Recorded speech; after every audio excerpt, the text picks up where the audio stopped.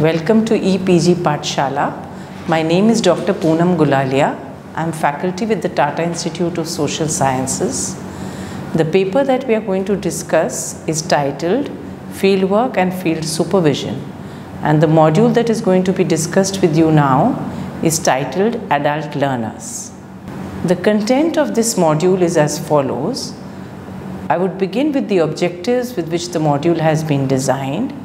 After introducing the concept of adult learning, I will move on to the principles of adult learning. This will be followed by discussion of fieldwork as an experiential learning process. Finally, the components of fieldwork and the adult learner will be discussed, and one will summarize the module. The objectives of this module are as follows: to enable social work students to relate to the discipline of andragogy in the process of fieldwork, to appreciate the relevance of experiential learning in fieldwork as an essential component of social work education. You need to appreciate as an adult learner that learning in itself is a continuous and a lifelong process which occurs in various forms. These could be formal learning, informal learning, or non-formal learning. Individuals at all stages of life are capable of learning given the appropriate conditions and opportunities. Although the field of adult education is relatively recent as compared to that of teaching children, it is definitely gaining momentum.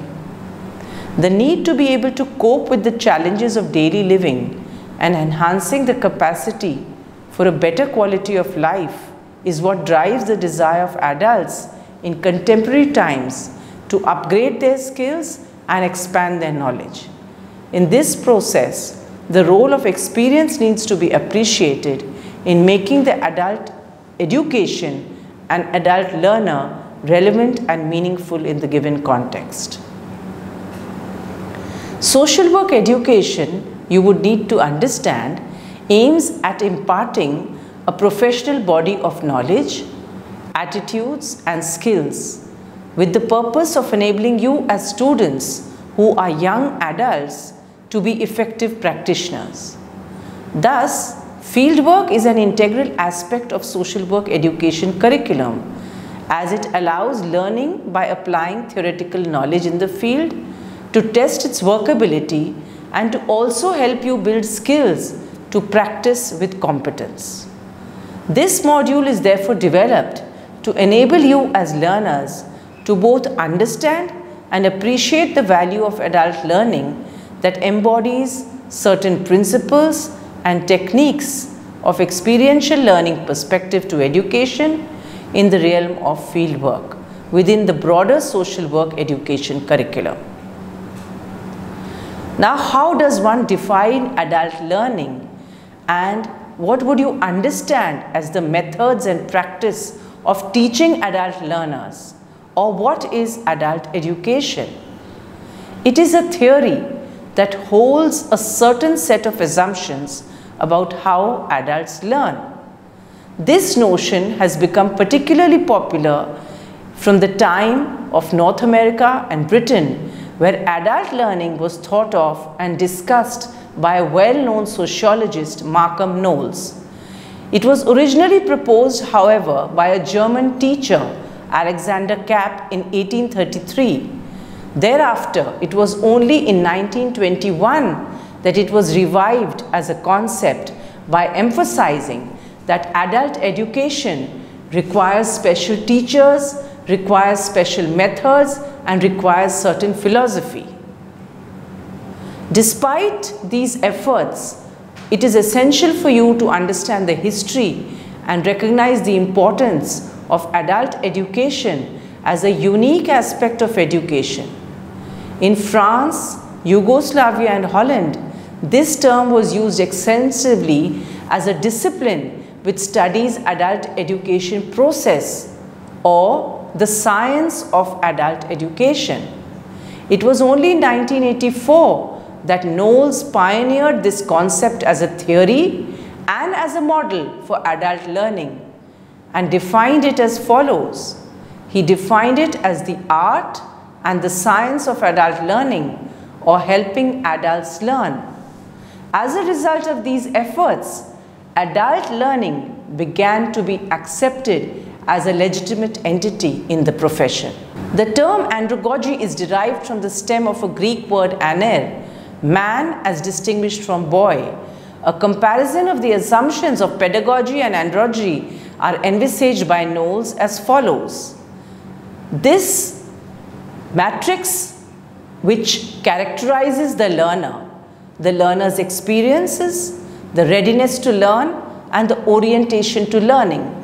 If you look at the first column, where the learner is seen as dependent, herein the teacher directs the learner as to what to learn, when to learn, how a subject is learned, and tests whether it has been learnt or not.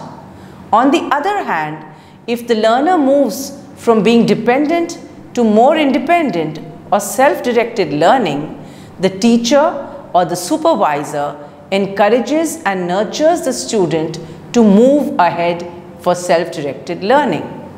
Coming to the next column, where the characteristic the learner's experience is highlighted, you would appreciate that teaching methods are didactic, whereas in the experience where the student is moving ahead in a self-directed space, the learner's experience is such that teaching methods include discussion, dialogue, and problem solving. This is a rich resource for learning and needs to be appreciated by you as a student learner. The third aspect is the readiness to learn. In this, by the traditional model, people learn from what society expects from them, so that there is a standardized curriculum, which has generally been our experience up to undergrad days. But in this new setting where you will be in the fieldwork setting, you will realize that people learn what they need to know, which implies that learning programs and fieldwork curriculum is organized in such a way that life skills are developed, and all learning is around application of life skills. Finally, coming to the aspect of orientation to learning, it needs to be appreciated that the traditional model required acquisition only of subject matter.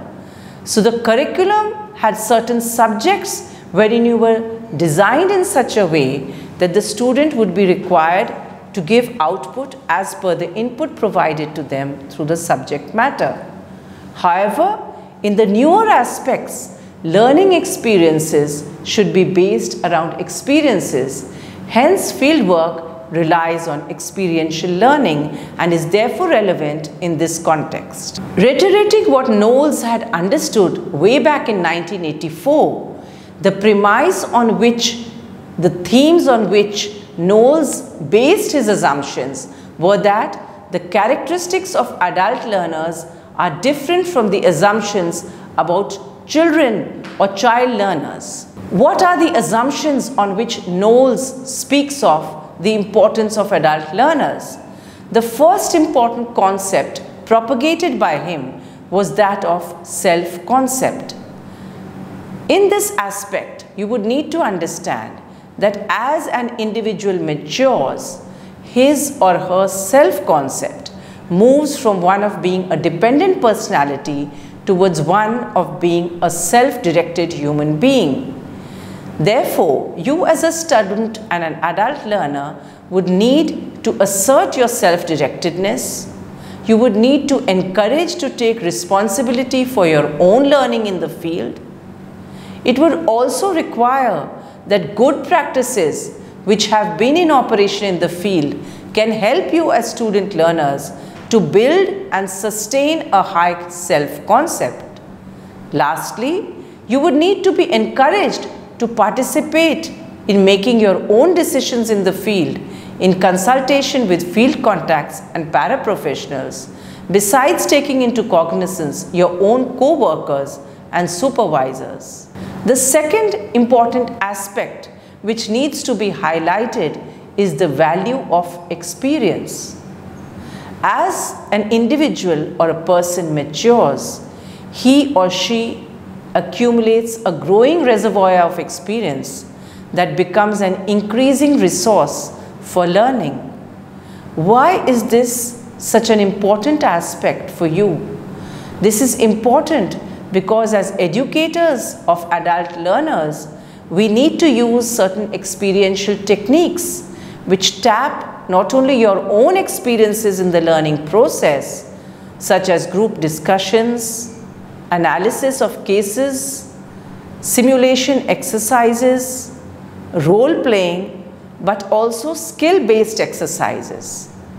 Other than this, many of you will get opportunity to go for field trips or exposure trips or undertake project work through the organization, which will give you a range of experiences to add value to your learning.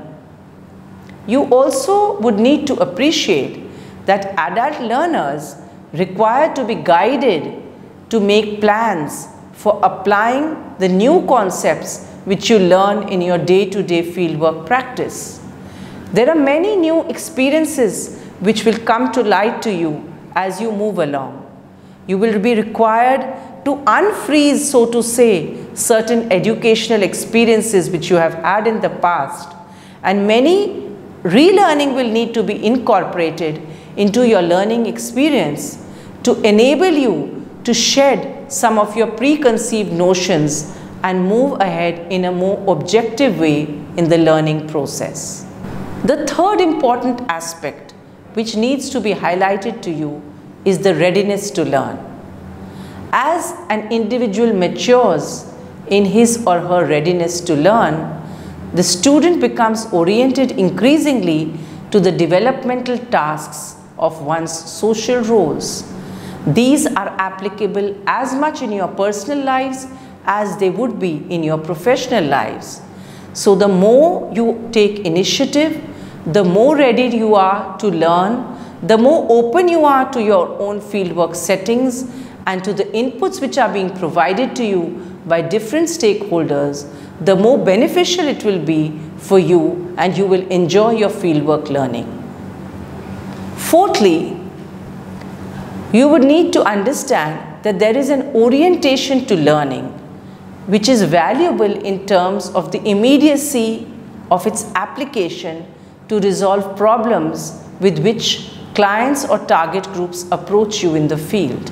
It will help you to improve your ability to cope with certain current life problems, but it is also essential for you to have a problem-centered or a performance-centered perspective so that you can add to your own learning. Fifth essential point here is the motivation to learn. Adults can learn, no doubt, but as an individual matures, the motivation to learn becomes an internal process. It is self-driven. It is your own desire to build on your existing knowledge and to enhance your capacity to improve, which will enable you to enhance your professional sphere of life. Having been through the basics of who and why an adult learner is, one would now move on to the principles of adult learning. The first essential principle in this context is that adults come to the learning situation with a well-defined self-concept, and their learning can be facilitated by helping them to build their own self-concept. The second essential principle is that adult learning is an emotional experience, both in the sense that certain emotions are associated with learning and also that learning occurs through feeling as much as through thinking and acting. Learning may be a painful experience as it also involves change. The third important principle here is that adults choose whether to learn or not. Fourthly, adults learn what they think is relevant to their lives and to their current life situations. And lastly, adult learning is based on experience. Now, why do we call fieldwork an experiential learning process? And what is the experiential cycle of learning? According to COPE, learning is the process whereby knowledge is created through the transformation of experience. Since experience is so integral in making the learning process meaningful and effective, it is imperative that you understand how this can be harnessed as a source of learning and development for you as an adult learner.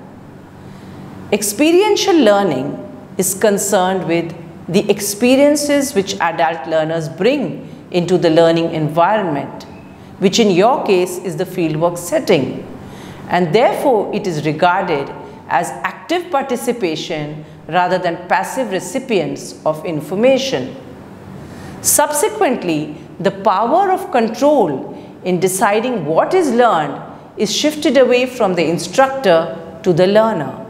In this sense, the learner, that is you, become responsible for your own learning. This diagram explains Kolb's experiential learning cycle in terms of 4 major quadrants. These are concrete experience, reflective observation, abstract conceptualization, and active experimentation.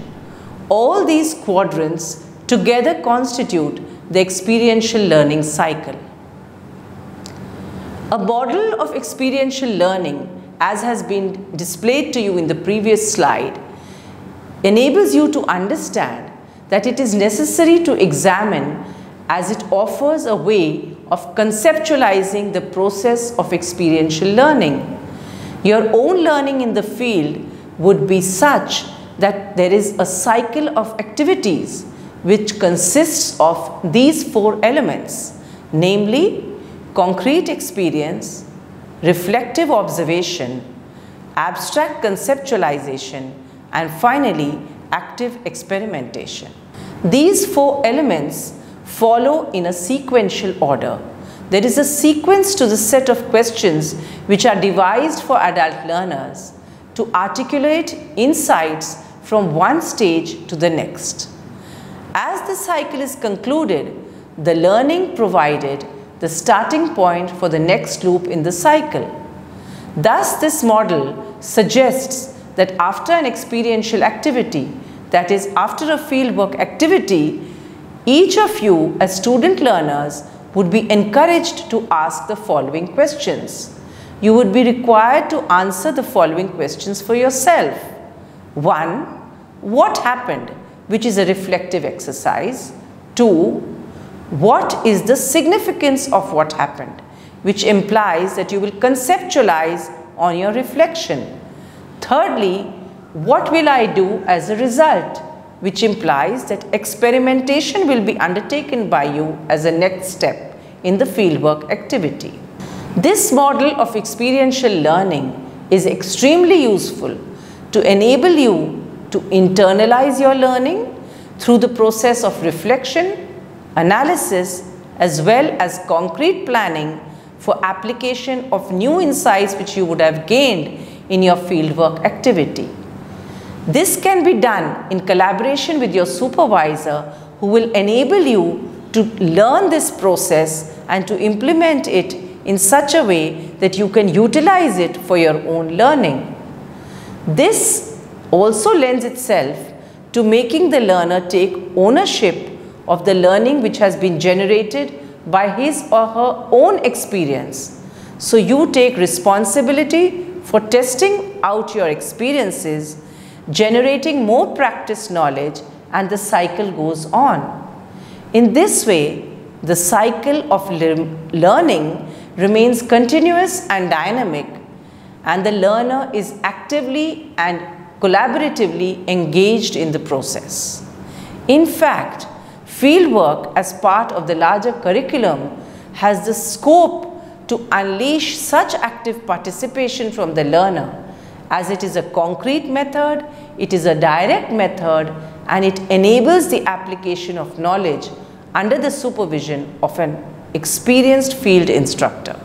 Having understood the experiential learning cycle and the importance and value of adult learning, you would also appreciate that fieldwork is an instructional design and learning process.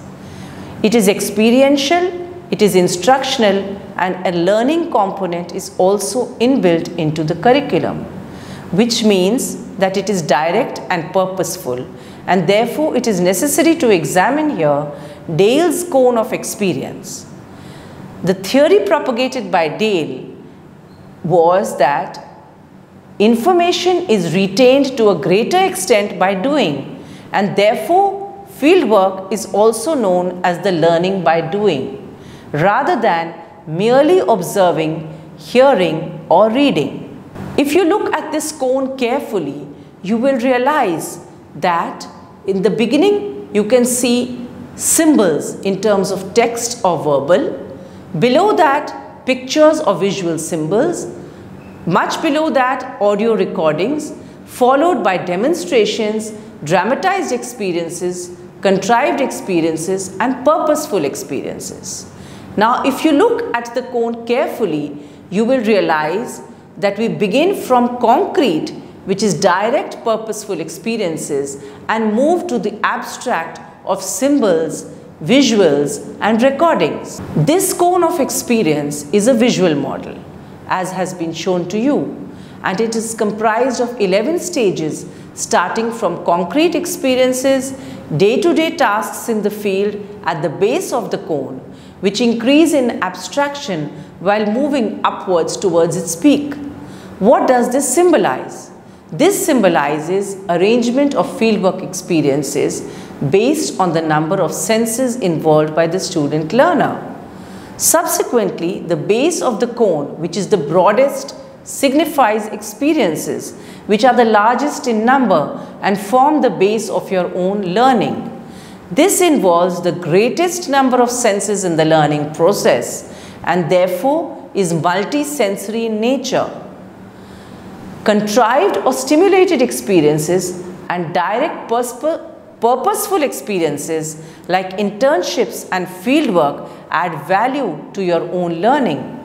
Also, these experiences allow the learner to experiment on a day-to-day basis, as has been indicated to you earlier, and also enables you to apply your practice knowledge to a much larger extent than the other more abstract experiences which you may have, or your own concepts of what you may have. This affirms one of the essential principles in selection and using of teaching strategies by supervisors and mentors. The more that the senses are involved in student learning, the more and the better the learning will be. The illustration clearly reflects the impact of the experiences in the cone on the retention by the student of his or her learning in the field as you move from concrete to abstract. Kindly see this illustration carefully, which is preceded by a very well-known quote, "I see and I forget, I hear and I remember, I do and I understand." So reiterating the learning by doing, you will find that doing and learning, learning and reiterating. So as revealed in the cone, largely 10% of what we read is what we retain, 20% of what we hear, 30% of what we see, 50% of what we see and hear together, and 70% of what we say. Finally, it's only 90% of what we say and do that is retained with us as an adult learner. Therefore, its value in adult learning. Why are we dwelling on Dale's cone of experience at length? You would need to understand that Dale's cone of experience demonstrates the opportunity which is provided to you for utilizing a wide range of educational technology to create various opportunities to participate in the learning process, if you remain motivated and are active doers, so to say. With facilitators and mentors, supervisors and teachers facilitating this process of learning, as a student learner, you can become the source of your own learning and would remain more convinced about its worth and value if you apply this learning in practice settings. It is also important to state here that in social work education, since fieldwork enables adult students to consolidate their classroom learning, the academic inputs which are provided to you in the classroom setting, it is essential that you are able to put it into action in a direct and a purposeful way. This model then becomes even more important in guiding educators and supervisors to utilize educational technologies to boost participatory learning. Therefore, partnership and collaboration continue to remain an important component of fieldwork. No doubt, fieldwork forms an extremely fertile ground for generating enduring education and building the capacity of adult learners to create further knowledge. To summarize this module, it would be essential to say that if education is to remain relevant and is to be an empowering process, it requires that it builds the capacity of learners to practice in the field with certain values, namely integrity, perseverance, and also competence. It must also enable the learners to take responsibility for their own learning, to strive to innovate in the field in meeting the goals of development if you are required to contain and maintain a socially just and inclusive society. While designing instructional episodes for student learners, it is important to remember that adult learners are self-directed, are resourceful, are driven by the need to apply their own knowledge and learning to modify their life conditions in a positive way, and experience is extremely essential for the learning process. I do hope that this module has been useful to you and that you will also refer to the e-text and the references which have been placed at the bottom of the text. I look forward to further discussion with you on this. Thank you very much.